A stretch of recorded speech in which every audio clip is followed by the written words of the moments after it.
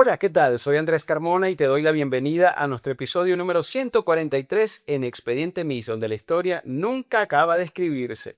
Hoy, respondiendo sus preguntas, cumpliendo lo prometido, esta es nuestra segunda entrega también de esta serie en donde hemos decidido responder, pues, interrogantes, curiosidades, dudas que ustedes tienen y que nos han manifestado durante todos estos 3 meses, porque el anterior video lo hicimos hace ya 3 meses a través justamente de nuestro canal de YouTube y también a través de nuestra cuenta de Instagram, que aprovecho de recordárselas, @expedientemis. Hoy, después de seleccionar las preguntas que consideramos más interesantes, que podíamos sacarle más jugo, que se repetían más, porque realmente contestarlas todas era imposible, vamos entonces a presentarles a ustedes esta segunda entrega respondiendo sus preguntas.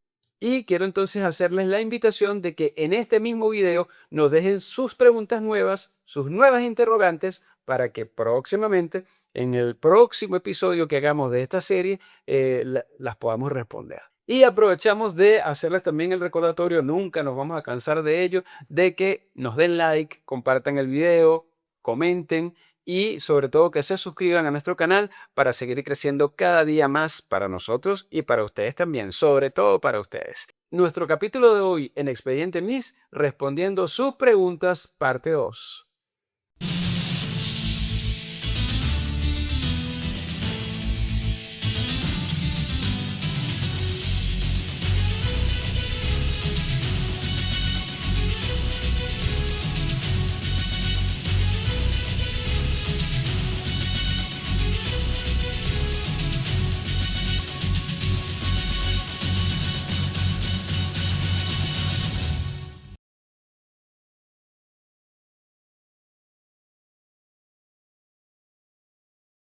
Bueno, esto que más que una pregunta fue un comentario que nos hizo este usuario Edmundo hace algún tiempo ya en relación con otro capítulo de YouTube que nosotros hicimos que pertenece a la serie ¿Qué hubiese pasado si? Donde yo analicé qué hubiese pasado si Sharon Luengo hubiese ido al Miss Universo en vez de Andreina Getz.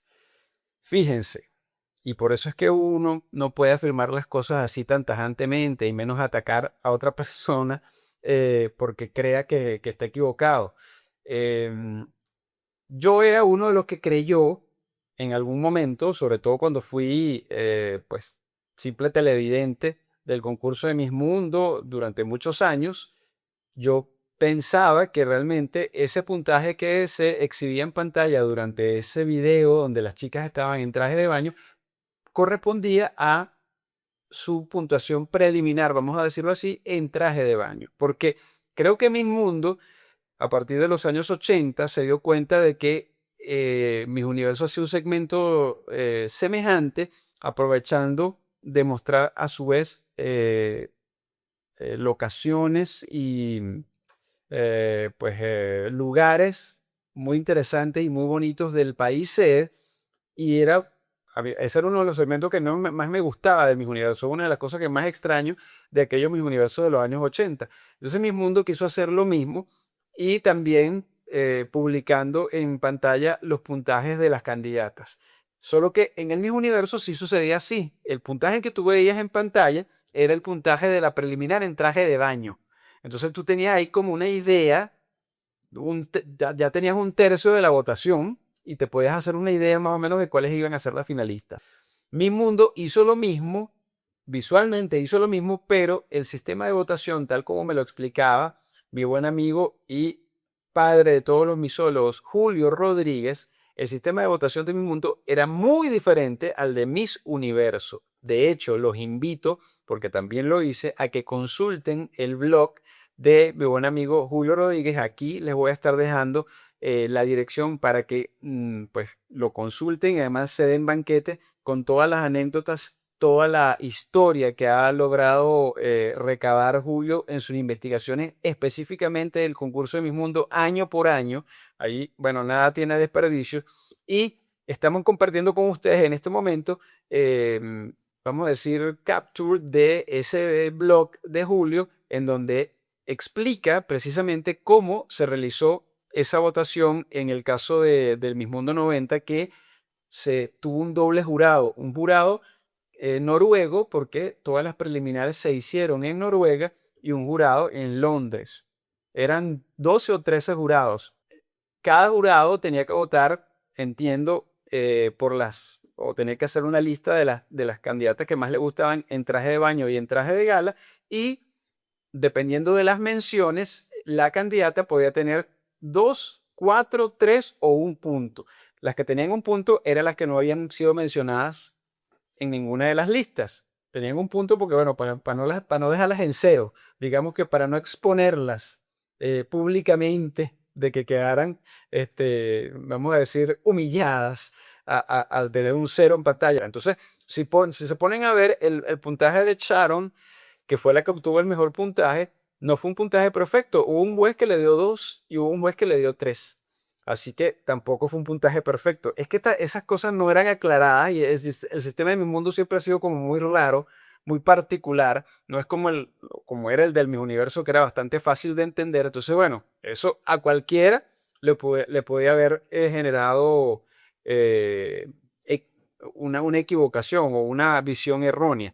Entonces, yo invito, así como invito al mundo que hizo esta afirmación, a todas estas personas que tienen alguna duda, a que consulten, a que investiguen y no tan alegremente afirmen una cosa como que si fuese este, la verdad absoluta. Ese puntaje que veíamos entonces en pantalla durante ese video, en donde las candidatas de Miss Mundo salían en traje de baño, no era del desfile en traje de baño, era el total de la votación, que comprendía tanto el desfile en traje de baño como el desfile en traje de gala, porque como me lo dijo Julio en estos días, en la entrevista sí se hacía, ellos entrevistaban a las Misses, pero eso no tenía puntuación, simplemente era para conocerlas, etcétera, etcétera.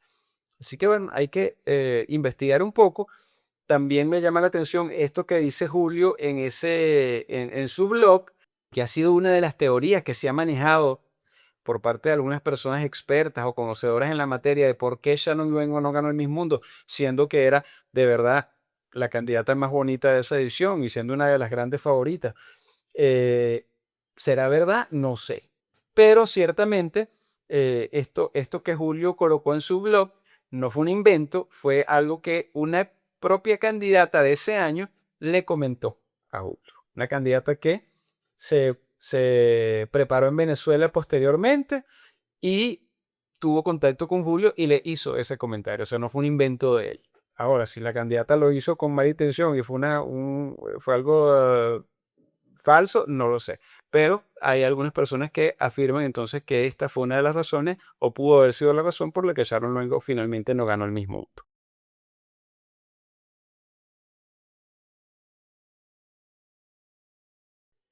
Esta pregunta no lo parece, pero es bastante interesante. Esta persona nos dice por qué cuando se hacía, solamente aparecía en pantalla el puntaje promedio y no individual por jurado, los puntajes siempre eran más bajos que luego de que empezaron a mostrarse las votaciones individuales. Esto tiene una explicación, y por eso, y creo que en algún momento haremos un capítulo nada más dedicado a derrumbar ese mito. Por eso en mi universo no es posible establecer récords de puntaje. Ni decir, esta candidata es la que tiene la puntuación más alta en toda la historia. No existe eso, porque lamentablemente los criterios no se mantuvieron uniformes. Y si tú no mantienes los criterios uniformes, pues no puedes establecer este, récords o comparaciones entre un año y otro. Solamente entre los que tuvieron una misma, un mismo sistema, y no hay claridad del todo de cómo fue año por año. Lo que sí les puedo decir es que, a pesar de que siempre escuchamos decir a las presentadoras de Mi Universo, explicar el sistema de votación y decir que la votación va entre 1 y 9,99. En realidad eso nunca sucedió. Creo que solamente sucedió en el año 78, que fue el primer año en donde se establece el sistema de votación computarizada. Si ustedes ven allí, y les estamos mostrando imágenes de esa edición, allí sí las misas tenían puntajes de 2, de 3, de 4, de 5, bueno, máximo de 6 o 7 era lo máximo. porque realmente el jurado tenía una escala del 1 al 999. Yo creo que se dieron cuenta de que eso podía generar, no sé, situaciones de, vamos a decir, que comprometían a las candidatas que obtuvieran un puntaje tan bajo y decidieron subirlo. Yo creo que ya a partir del año 79 ese límite mínimo subió a 5.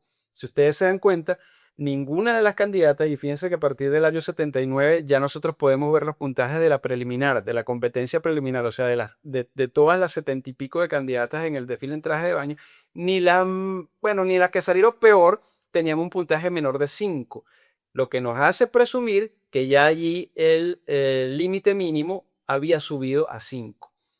¿Qué otro dato tengo al respecto? No, podemos irnos dando cuenta de que eso, más o menos 5 o 6 mínimo, yo creo que 5 mínimo se mantuvo por lo menos hasta el año 87-88. Nosotros podemos ver en el año 87 hubo 3 candidatas que obtuvieron puntaje de 5 en el desfile en traje de baño, en la preliminar. Ya a partir del año 90, no vemos que ya empiezan a mostrarse los puntajes de toda la competencia preliminar, traje de baño, traje de gala, y entrevista. Ningún puntaje estuvo por debajo del 6. Yo creo que ya ahí se subió a 6. Y ya el año siguiente, el año 91, 92, creo que ya 91, ya ningún puntaje estaba por debajo de 7. Así que ya yo creo que allí el límite se subió a 7. ¿Qué otro dato tengo al respecto? Vamos a ver si logramos tener ese testimonio de María Conchita Alonso. Cuando María Conchita Alonso estuvo en Venezuela dando unas declaraciones en Sábado Sensacional sobre, bueno, la polémica que se generó sobre su participación como jurado en la edición de 1993 en donde ganó Dayanara Torres, etcétera, etcétera. Ella lo dijo.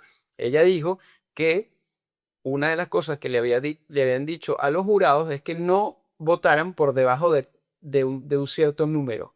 No dijo de cuál, yo asumo que era de 7, pero lo hicieron así porque, bueno, un poco como todos los puntajes se iban a exhibir, como para no humillar a las candidatas, como para que no quedaran tan mal vistas con un puntaje de 1, de 2, sino que, bueno, bueno, el 7 es el mínimo, pareciera que no están tan mal. Eso es lo que yo creo que pasó. Entonces, el puntaje, el límite mínimo se fue subiendo, subiendo, subiendo, y ya después, bueno, no sé, yo creo que se mantuvo en 7. Pero por eso es imposible decir que hay un récord del puntaje en traje de baño, como han dicho mucho que Verusca tiene el récord del puntaje más alto en traje de baño, o Oksana Fedorova, que se lo quitó después.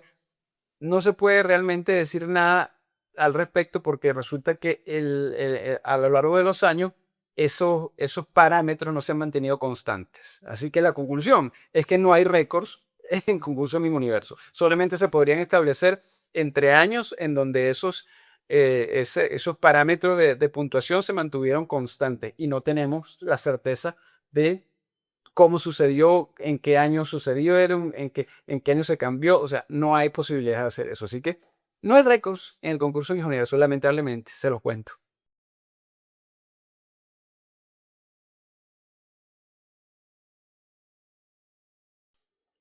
Bueno, Mario, esta pregunta entra dentro del ámbito de las suposiciones.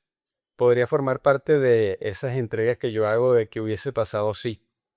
Es casi que imposible poder hacer una aproximación o tener una conclusión de hechos tan inciertos como estos de traspolar la participación de una candidata a otro año. Lo que sí podría decir es que, pues, como todos sabemos, el concurso de Miss Universo no lo suele ganar lamentablemente la más bella. Y digo lamentablemente porque, bueno, si se trata de un concurso de belleza, debería ganar la más bella. Es como que un concurso de canto tiene que ganar el que canta mejor. En un concurso de baile tiene que ganar el que baila mejor. Y así. Pero bueno, juegan una serie de factores y ahora más. Ahora sí es verdad que ya es una cosa que escapa completamente inclusive de las cualidades intelectuales de la propia Miss, sino que va más allá de los intereses, de las trampas, bueno, de cualquier cantidad de cosas que se hace. Pero bueno, no vamos a meternos en eso en este momento.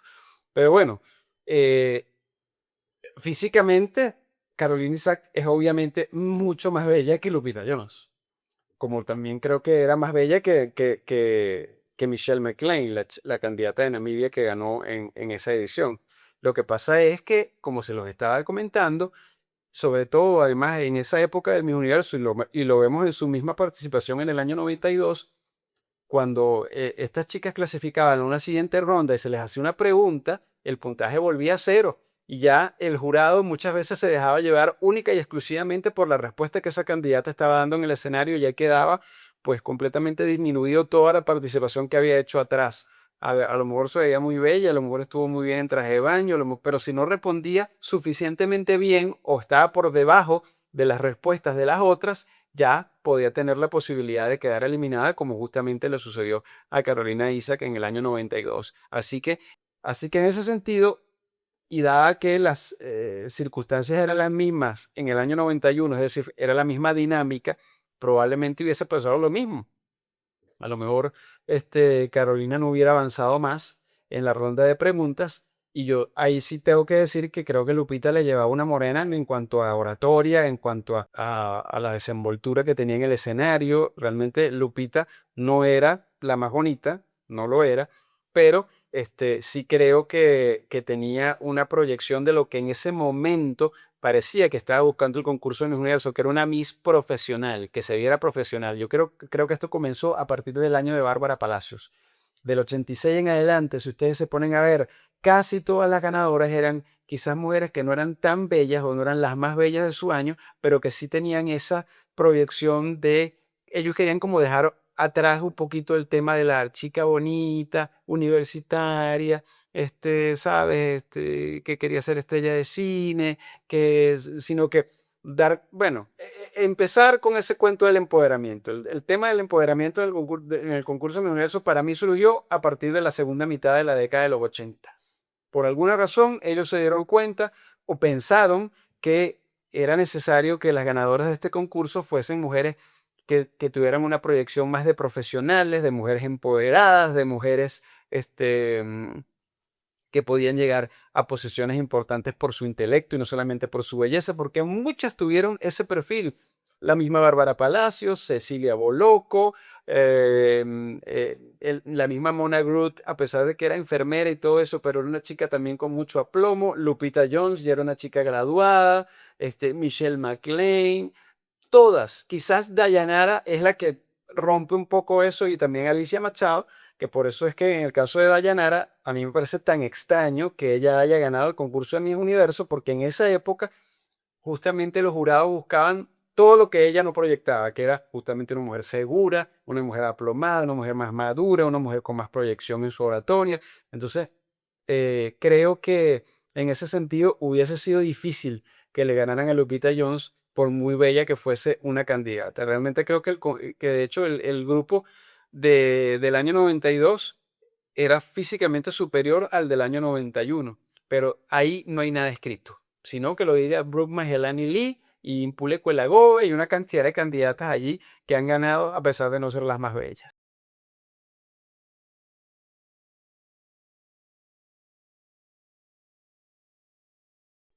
Esta pregunta de Julito me parece interesantísima y además me lleva a reaccionar a una publicación reciente que vi en Instagram que estoy compartiendo con ustedes en este momento. No me acuerdo de qué cuenta es, pero en donde de alguna manera decía que el concurso de Miss Universo se había muerto a partir de la salida o a partir de la renuncia de Paula Schubert como presidenta.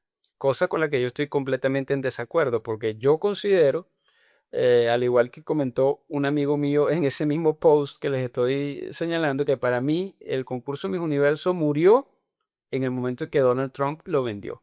Hasta ese momento el concurso Miss Universo, con sus cosas que nos gustaban, con sus cosas que no nos gustaban, con los cambios que de repente estábamos de acuerdo o no estábamos de acuerdo, pero mantenía su esencia, mantenía una respetabilidad, mantenía una lógica, una coherencia, una solidez como empresa, pero a partir de allí, cuando pasa a las manos de IMG, por mucho que Paula Sugar siguió en la presidencia, empezó el declive y empezaron a pasar una cantidad de cosas que nunca debieron pasar en el concurso de Miss Universo. A la gente se le olvida que bajo la presidencia de esta señora comenzó el Miss Universo a ser una pantalla para la propaganda política, para la propaganda woke, para enviar mensajes que tenían que ver con la narrativa política de ciertos grupos identitarios. Sin embargo, algunos dirían, bueno, pero por ejemplo la inclusión de transgéneros en el concurso de Miss Universo no sucedió bajo la era de IMG, sino bajo la presidencia de Donald Trump. Es cierto, pero ya eso lo he explicado en otros capítulos, obedeció a situaciones legales que en las que mis universos no se querían ver involucrados porque, bueno, eran situaciones que iban a ser engorrosas para ellos.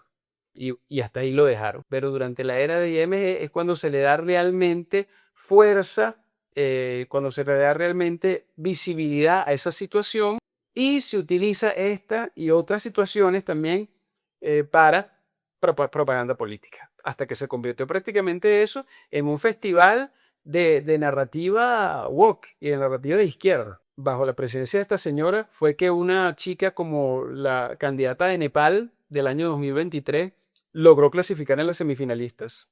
Porque bueno, el hecho de que concursara, bueno, ya eso es una cosa que el concurso era una cosa que el concurso no podía prohibir, porque nunca ha habido límites de peso, ni de estatura, ni de nada en el concurso Miss Universo, pero de allí a que hayan criterios según los cuales una candidata de esas características puede obtener una posición como semifinalista del concurso simplemente para hacer un show y para hacer un circo, porque eso fue lo que hicieron, todo eso sucedió bajo la presidencia de esa señora.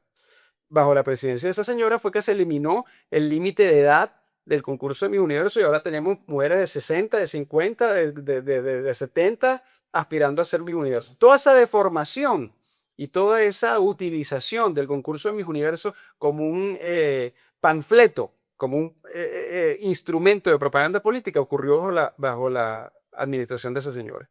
Así que yo creo que esa señora, el que la tenía ahí con la cuerda cortica era justamente Donald Trump, así como tenía otra por ahí, que no voy a decir el nombre, pero era la que le ponía el orden y le decía, usted hace esto, usted va para allá, usted va para acá, esto es así. Cuando le dejaron de su cuenta o cuando sus criterios estuvieron casados con lo de la empresa que era dueña del concurso, que en ese caso era de Miguel, fue el desastre. Así que para nada, creo yo, que el concurso murió cuando esta señora renunció. Este concurso murió cuando Donald Trump lo vendió a IMG. Ahí empezó el desastre. Y bueno, ya lo que sucedió después, nunca pensamos que podía ser peor, pero lo ha sido.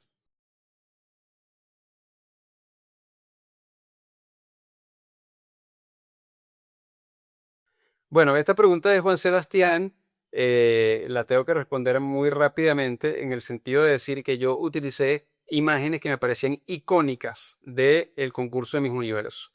Así como ha habido derrotas como la de Ariadna Gutiérrez, que su derrota no es que haya reinado por 3 minutos y luego le hayan quitado la corona, sino que bueno, siendo mucho mejor que la ganadora, terminó de primera finalista. Eso ha pasado muchas veces. Ha pasado con Marina Bencomo, por ejemplo, pasó con una cantidad bastante grande de primeras finalistas que físicamente eran superiores a las que ganaron al final. Pero yo utilicé imágenes que me parecían impactantes, icónicas y representativas. No iba a ser lo mismo, por ejemplo, que yo utilizara la imagen de Marina Bencomo que la imagen de Ariadna Gutiérrez. Porque obviamente que el shock que causó esa situación que se produjo con Ariadna Gutiérrez fue pues muy grande a nivel internacional. De eso se habló, hasta la gente que no veía el concurso Miss Universo habló de eso por semanas. Así que no tiene ni nada que ver con la persona, tiene que ver con la situación que se produjo en ese momento, porque además yo estoy de acuerdo contigo, eso, y lo he dicho en otras oportunidades, eso fue adrede completamente. Y por eso siempre digo que ahí fue donde comenzó el declive y pues la hecatombe y el deterioro profundo del concurso Miss Universo, cuando tuvieron que apelar a hacer shows como esos, hacer circos como ese, para levantar los números del rating, porque no lo logran este, aumentar con el concurso como tal, sino haciendo show. Un año era la que le quitaron la corona, el otro año era una que tenía sobrepeso, entonces estuvo entre las finalistas, el otro año era una transgénero, y así fueron haciendo pues distintos circos a lo largo de distintas ediciones en las cuales esta empresa presidida por la señora esta Sugar, que otra, en la otra pregunta ya le dediqué unas cuantas palabras, la presidía. Así que no tiene nada que ver con Ariadna como tal, sino que tiene que ver con la situación. Yo creo que Ariadna tenía que haber sido la ganadora, sino ella, la candidata de Estados Unidos, porque a mí la candidata filipina jamás me gustó.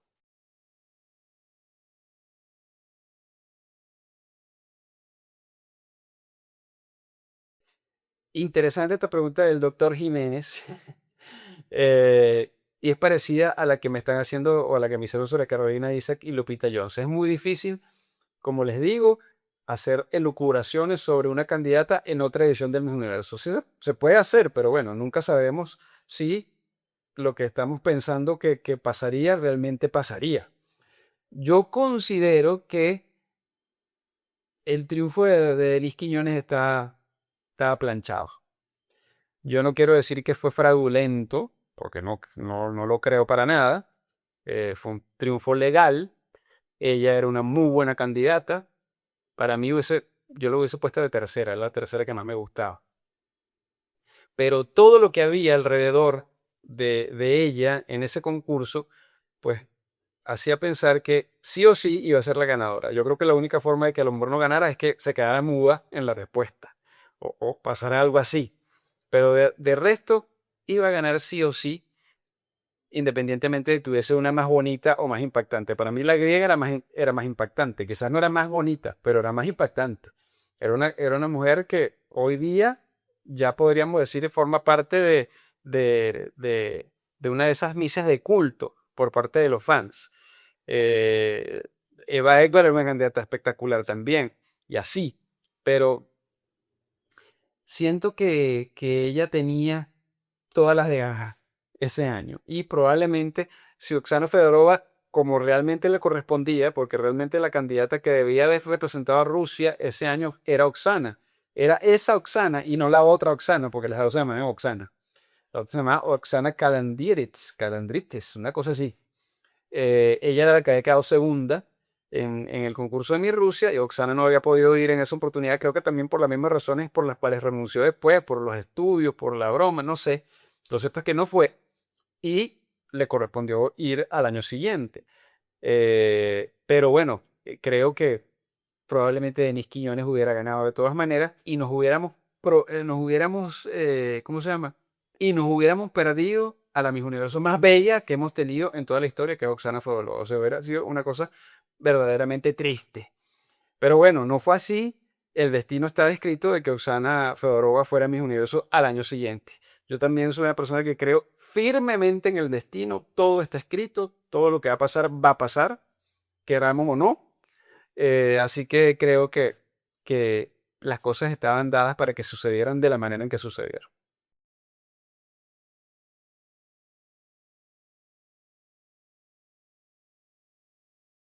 Luis nos pregunta sobre el concurso en Miss Sudamérica. Quizás los que son más jóvenes no solamente han tenido referencia de ese concurso. Ese concurso se empezó a hacer a principios de los 80, en el año 81, con otro nombre. En ese momento se llamó Miss Confraternidad Sudamericana. Y la idea un poco, este concurso fue creado por Benjamin Kramer, si mal no recuerdo, es el nombre del peruano que creó el concurso de Miss Sudamérica. Y la idea un poco era hacer como una especie de antesala con las candidatas sudamericanas rumbo hacia el concurso de Miss Universo. O sea, que las candidatas de Sudamérica que iban a participar en Miss Universo tuvieran una competencia previa entre ellas, una especie de eliminatoria, no eliminatoria porque a ninguna la iban a eliminar, pero que, que funcionara, digamos, un poco como antesala del concurso de Miss Universo, donde ellas iban a competir también entre sí y con el resto de las candidatas del mundo. En el año 81, creo que nada más Irene Sáez y Adriana Alves de Oliveira son las que recuerdo que estuvieron en ese concurso de Miss Confraternidad Sudamericana, que luego fueron a Miss Universo. Otros países estuvieron representados por chicas que no fueron a Miss Universo, pero ya a partir del año 83, porque en el 82 no se hizo porque, bueno, porque ese año el concurso era en Lima. A partir del año 83 sí ya se institucionalizó, vamos a decirlo así, que la candidata que representaba al país tenía que ser la candidata que luego iba a Miss Universo. Entonces, eso era lo que tenía de interesante. Sin embargo, este era un concurso pequeño, modesto, con una producción un poco chafa, como dirían en México. Sin embargo, tenía mucha popularidad en aquel momento en nuestros países por esa razón, porque te servía como antesala para conocer a las candidatas de Sudamérica rumbo al Miss Universo, y donde estaban además muchas candidatas que eran potencialmente fuertes en la contienda universal. Estaba Miss Colombia, que siempre era una candidata fuerte, estaba Miss Brasil, Miss Venezuela, la chilena, que en aquellos años también sonaba mucho, etcétera, etcétera. Entonces, como en aquel momento tampoco existían redes sociales, ni uno tenía manera de enterarse de cómo eran las chicas, sino una vez que las veías en el concurso, era interesante verlo. Y además en Venezuela tuvo mucho peso porque dio la feliz coincidencia de que todos los años ganó la venezolana, o prácticamente todos los años. 81, 83, 84, 85, 86, siempre ganó la candidata venezolana. Y entonces la candidata venezolana ya iba a mi universo con esa, eh, vamos a decir, con esa fuerza que le daba el ser la reina de Sudamérica. Y también había expectativa de ver si esos resultados que habían ocurrido en el Miss Sudamérica se repetían en el concurso de Miss Universo, cosa que no sucedió siempre. Y ahí yo creo que fue donde vino la debacle un poco de ese concurso y donde ya empezó como a perder credibilidad y los países ya no se animaron mucho a seguirlo, a seguir eh, compitiendo. Más que todo sucedió en el año 87, cuando el concurso se hace en Colombia, porque ese año, a diferencia de los años anteriores, en donde sí hubo bastante coherencia, si se ponen a ver con lo que sucedió en mi Sudamérica y lo que posteriormente sucedió en mi universo, ese año que se hace en Colombia, pues nada de lo que sucedió en el Miss Sudamérica se reflejó en el concurso Miss Universo. La que ganó, que fue la colombiana también, no quedó de nada en Miss Universo. Cecilia Boloco, que era la candidata de Chile, no quedó de nada en Miss Sudamérica y luego ganó el Miss Universo.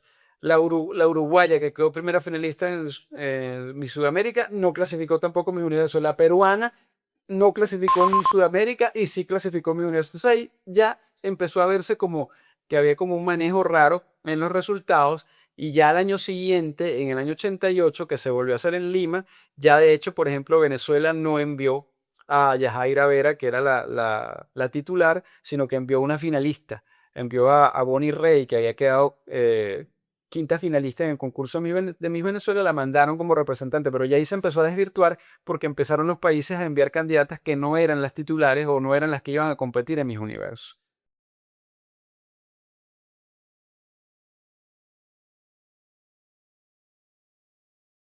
Esta pregunta me la mandaron dos veces, dos personas diferentes, así que por eso la voy a responder, porque además siempre ha habido como dudas en relación con lo sucedido con Bárbara Pérez, que es una mujer bellísima, una chica realmente preciosa que yo creo que tenía muy buenas posibilidades de haber hecho un muy buen papel en el concurso de Miss Internacional, porque además creo que tenía un prototipo como para ese concurso.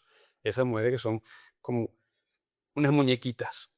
Bueno, lo que pasó ese año es, a pesar de que el mismo Mel Sousa ni siquiera se acuerda qué fue lo que sucedió, pero bueno, con los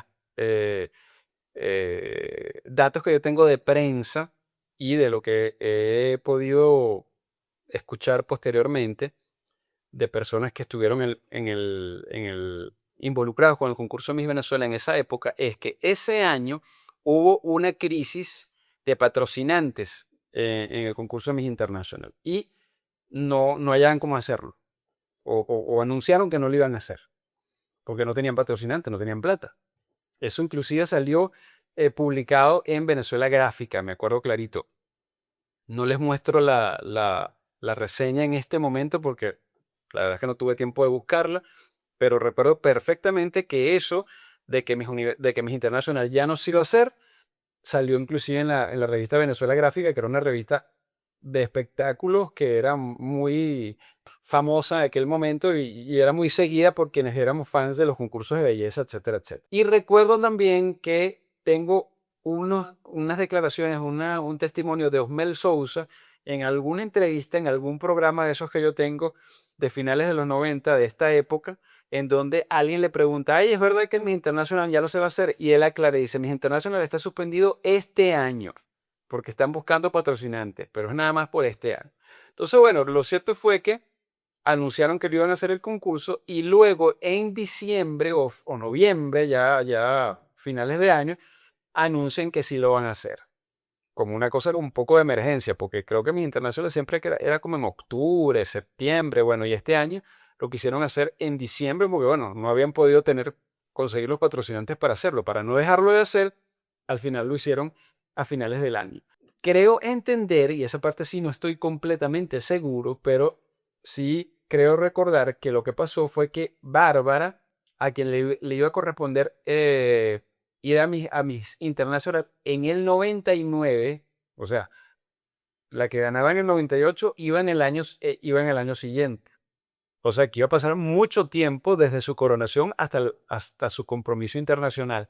Me imagino que como le dijeron que ya no iba a ir, porque ya ese concurso no se iba a hacer, ella se descuidó, se engordó unos kilitos y cuando a última hora le avisan a Osmel Sousa que si iban a hacer el concurso, ella quizás no estaba en forma, no estaba en su mejor disposición física para esta competencia y entonces es cuando Osmel decide enviar a Andreina Llamosas, que había sido Miss Vargas en el año 99, que acababa de ser coronada como Miss International, como Miss Venezuela International. Pero si ustedes se fijan, y estamos viendo imágenes de ello, Bárbara estuvo presente el día de la elección de Miss Venezuela 99 y le entregó su corona a Andreina, o sea que no había sido ni destituida, ni había tenido ningún roce, ni ningún problema con la organización, ahí seguía, pero probablemente fue lo que pasó, se descuidó porque había pasado ya mucho tiempo y ya a lo mejor pensaba que ya no iba a viajar o a concursar y en el momento en que finalmente deciden hacer el concurso internacional, ella no estaba en forma y por eso Mel decide mandar a Andreina Llamosa. Esto yo creo que fue lo que pasó, sin embargo, hay que ver si el zar de la belleza logramos que haga memoria y nos diga qué fue exactamente lo que sucedió ese año y por qué Bárbara Pérez no fue al concurso de Miss International.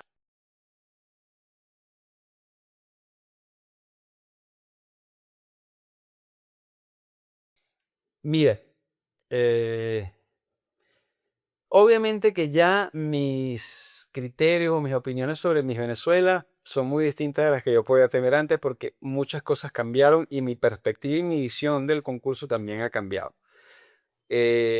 Yo sí creo que Humel Sousa desde la década del 2000 tuvo esa idea, porque él se daba cuenta de que muchas muchachas que iban a representar a países como Puerto Rico, Filipinas, etcétera, etcétera, ya habían concursado en su certamen nacional varias veces, hasta que, bueno, por fin ganaba. Entonces, le parece eso interesante porque suele suceder que muchas chicas se ponen mejor después de que pasan los años y ya tienen más experiencia, etcétera, etcétera. Así que él como que intentó establecer esa modalidad de Miss Venezuela y la única que realmente utilizó como un experimento para ello fue María Fernanda León, que había sido Miss Guárico en el 99 y la volvió a inscribir en el 2001, en el 2002 como Miss Portuguesa. Era una candidata que no había quedado de nada en esa primera edición, pero que él consideraba que tenía potencial y que realmente en el 2002, si nos ponemos a ver, estaba mucho mejor que en el año 99. Pero eso quedó hasta allí. Esa fue una iniciativa que no se cristalizó y que no continuó. Entiendo porque Joaquín Riviera nunca estuvo de acuerdo con que hubiesen mises recicladas, sino que cada año hubiesen mises nuevas. Si me lo preguntan a mí, yo estoy de acuerdo o estaba de acuerdo con Joaquín. Según entiendo, porque la verdad es que yo no he visto esas declaraciones, pero según me contaron, parece que Harry Levy también dijo lo mismo, que él no estaba como muy contento o él no estaba como muy de acuerdo con que hubiesen reciclado. Yo siento que eso al concurso no le suma. Al concurso, que es lo que finalmente a uno le interesa, o por lo menos a mí. Creo que, por lo menos en aquella época, no era necesario, porque año tras año habían mujeres espectaculares y no era difícil conseguirlas. Pues, estaban ahí, florecían así salvajemente, vamos a decir.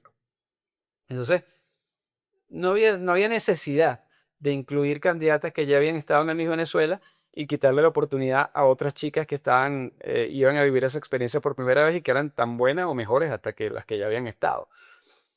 Y además eso a nivel del concurso siempre era mejor, porque bueno, estás viendo candidatas por primera vez, ya empezar a reciclar mujeres, primero empieza a establecer unos niveles de competencia que no son equitativos para empezar, porque bueno, una cosa es que tú estuviste en otro concurso, que estuviste en Mis Turismo, estuviste en mi Chica 2001, como en aquel momento, estuviste en La Reina de la Parroquia de San Juan. Ah, bueno, es un concurso menor, pero ya tú estuviste en el Mi Venezuela, ya tú conoces al staff, ya tú conoces la dinámica, ya tú estuviste ahí, ya tú conoces a los diseñadores, ya tú conoces a la organización. Entonces, más allá de la experiencia como tal que tú has adquirido, estás también introduciendo un elemento allí que no es equitativo, que no es igualitario para el resto de las competidoras. Entonces, eso a mí no se me hace justo.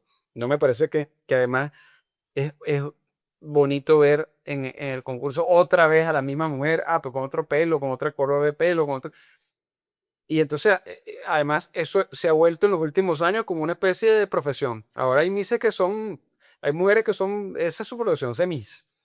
Y como ahora pueden concursarte a los 80 años, pretenden estar en eso año tras año. Y vuelvo, y vuelvo, y vuelvo, y vuelvo. Y realmente ser reina de belleza no es una profesión, porque tú de eso no puedes vivir. Bueno, entre comillas, no puedes vivir o no deberías poder vivir de eso.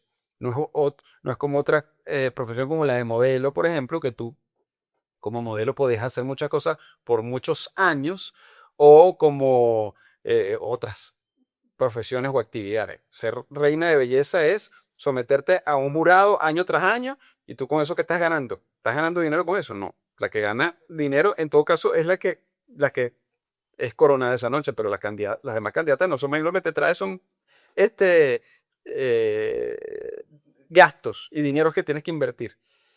Entonces se va convirtiendo eso en una especie de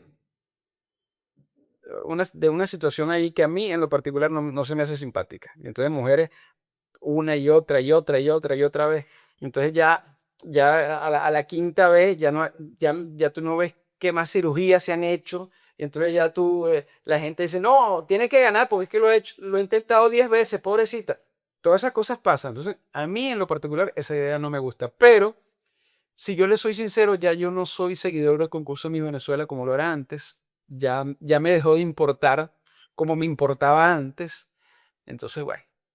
Y realmente, si nos ponemos a ver, si somos honestos, pues el nivel de candidatas que tenemos ahora es muy inferior al que teníamos antes. Prácticamente muy pocas son las que sirven.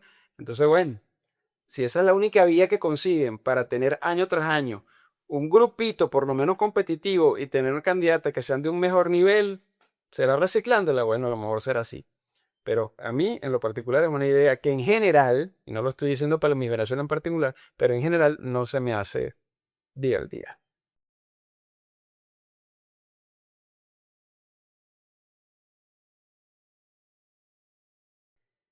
Esta pregunta de Sabins me parece divertida e interesante. Bueno, aquí pueden ver este Museo de la Belleza que, por cierto, próximamente va a cambiar. Va a haber una remodelación total del Museo de la Belleza pronto, cuando estemos cumpliendo un aniversario importante para nuestra marca, no solamente para el canal de YouTube, sino para nuestra marca como tal de Expediente Miss. Pero bueno, aquí pueden ver a ustedes, por ejemplo, a Edice Floriano, que siempre lo digo, es la Miss Venezuela que en mi opinión es la más bella que yo conozca, que yo haya conocido, y no creo que va a haber otra que la supere en belleza. Y ven una serie de pantallas, vamos a decirlo así, donde están pues reflejadas distintas escenas de los concursos de belleza. En este no tanto, pero sobre todo en el museo que viene, ustedes más que mises van a ver escenas, porque son como momentos icónicos o históricos de los concursos de Miss Venezuela, de Miss Universo, de Miss Mundo, básicamente.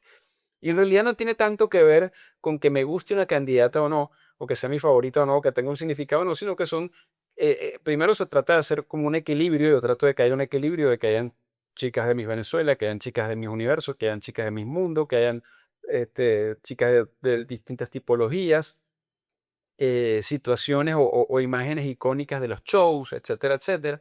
Tiene que ver un poco con eso. Y esto me permite a su vez responder a una situación que se produjo hace poco por una foto que yo publiqué en la cuenta de Instagram, creo que era de una Miss Puerto Rico, la del año 2018, Kiara, creo que se llama ella. No me acuerdo mucho los nombres de las candidatas de los últimos años, la verdad que no. Las de los 80, 70, 90, me acuerdo de todas prácticamente, pero de los últimos años, prácticamente de ninguna. Y yo, desde mi cuenta personal, hice un comentario sobre esa foto. Y hubo gente, unas personas como que no les gustó y dijo entonces que por qué yo publicaba esa foto si lo que iba a decir era algo negativo. No era nada negativo, era simplemente una apreciación de lo que yo pensaba sobre la candidata. Y entonces aprovecho para decirle, para quienes no lo entiendan, que por ejemplo, en la cuenta de Instagram, yo no posteo fotos o videos de las misas que a mí me gustan, porque esa cuenta no es para mí, esa cuenta es para ustedes. Entonces, ahí están las que me gustan, las que no me gustan, las que me parecen bonitas, las que me parecen feas, las de mi international, las de bueno, mi international no tanto, las de mis mundos, las de mis universos, todas, todas, inclusive cuando yo inicié esta cuenta hace casi 10 años, que estamos a punto de cumplir nuestro 10º aniversario, una de las cosas que yo me planteé, porque no me gustaba de otras cuentas que yo veía en redes, es que ahí no salían de Dayana Mendoza, no salían de Alicia Machado, no salían de, si acaso, María Ángel Ruiz, no sé, esas que estaban como de moda en aquellos momentos. Pero de ahí no bajaban, o sea, ahí tú no veías ni siquiera una que que hubiera quedado semifinalista, no, eran 3 o 4. Ahí eso era todo lo que publicaba la gente. Me imagino que también porque no tenían material de ninguna otra. Y realmente la historia del Miss Venezuela, por lo menos, o del Miss Universo, por lo menos desde mi perspectiva, no solamente la hacen las ganadoras, sino también las que compitieron. Todas son parte de la historia. Hasta la que quedó de última, hasta la más feíta, hasta la menos agraciada, todas son parte de la historia. Y ya por eso tienen un lugar en mi cuenta. En las demás cuentas cada quien hace lo que le da la gana y cada quien postea según su criterio. Pero en mi cuenta todas, absolutamente todas, y trato de ser absolutamente equilibrado. No tiene nada que ver con que a mí me guste. Mi Venezuela favorita es Denise Floriano y aquí la ven en primer plano protagónico. Pero ustedes no ven que yo esté publicando videos o fotos de Denise Floriano cada rato. Hay publicaciones de todas. Y como gracias a Dios y gracias a mi esfuerzo también, yo he logrado recabar material de todas las candidatas, o por lo menos de muchas, por lo menos de los 70 para acá, tengo suficiente para postear de todas. Entonces no tiene absolutamente nada que ver con que a mí me guste una candidata o no. Tampoco tiene que ver este buceo con eso. Pero para quienes quizás no lo entienden, aquí ese no es el criterio. Y luego yo estoy haciendo un comentario de la misma foto que yo publiqué como una persona más. El hecho de que yo publique la foto no significa que yo me toque callar la boca. Yo en el post, si ustedes se dan cuenta en los posts de Instagram, yo ahí no utilizo adjetivos, yo ahí soy absolutamente periodístico. Fulanita de tal, tal vía, en tal situación, no sé qué, esto fue lo que dijo, más nada. Yo no estoy diciendo, la bellísima fulanita de tal en su traje de baño espectacular. No, a mí esas cosas no me gustan en principio, no es mi estilo de escribir y luego no es lo que me planteé desde el mismo momento en que empecé a hacer esto y sobre todo la cuenta de Instagram. Entonces, bueno, eso es para quienes no entienden de repente cómo hace uno su trabajo. Y bien, este capítulo ya está muy largo. Han sido demasiadas preguntas. Tenía preseleccionadas como 17, 18, pero es imposible porque si no, entonces va a durar 3 horas y tampoco es la idea. Probablemente hagamos una tercera edición más pronto con las preguntas que se quedaron por fuera. Pero bueno, ha sido un placer para mí compartir con ustedes una vez más aquí en Expediente Miss, este capítulo número 143. 143 de nuestro canal. Y por supuesto la invitación, bueno, tengo varias invitaciones. La número 1 es que se suscriban, que nos den like, que comenten, que compartan el video, etcétera, etcétera, etcétera. Y la segunda es que no se pierdan este sábado el capítulo número 144, donde vamos a estar presentándoles la tercera entrega de los errores en el Miss Venezuela, que va a estar imperdible porque para ese capítulo final, creo que va a ser el final, hemos dejado pues lo más sustancioso, lo más, vamos a decir, lo más apetecible, así que no se lo pierdan porque va a estar realmente increíble. Me encantó compartir con ustedes nuevamente. Soy Andrés Carmona y por aquí los espero nuevamente en Expediente Miss, donde la historia nunca acaba de escribirse.